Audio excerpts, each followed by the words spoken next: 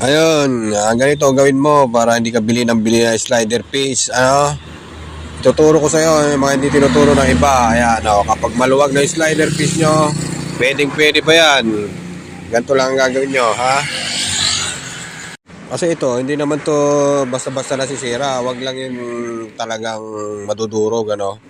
Saka wag nyo lalagyan to mga boss ng yung zip tie. Kasi sisikip yan, kakayurin yung drive page. Ayan yung kakayod yan. Pagka sumikip yan dyan, pag bumili na kayo ng bago, wala na, sobrang luwag na. Kaya wag nyo gagawin nyo, lalagyan ng zip tie para lang sumikip.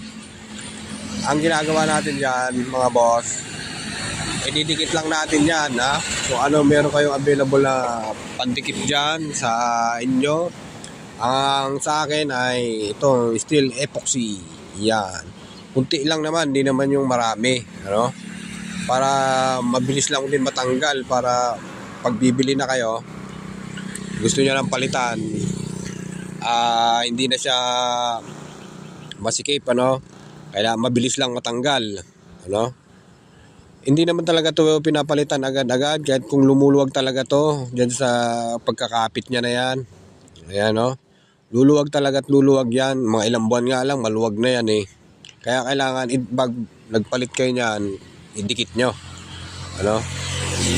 Lagyan nyo ng pandikit para hindi siya mabilis lumuwag.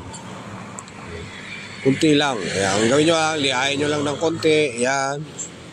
Para maganda yung kapit ng ating pandikit.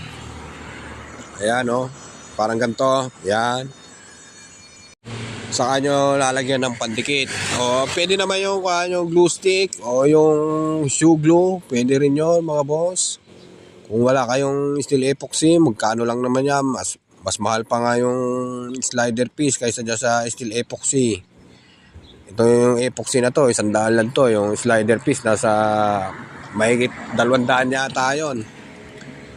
Ano? Ayan, ganyan lang. Pag-haluin mo lang yan, A and B. Para kunting-kunti lang, mga boss.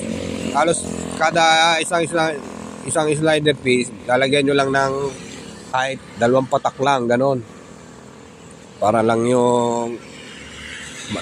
may kakapitan siya, dumikit doon sa pinaka backplate, no?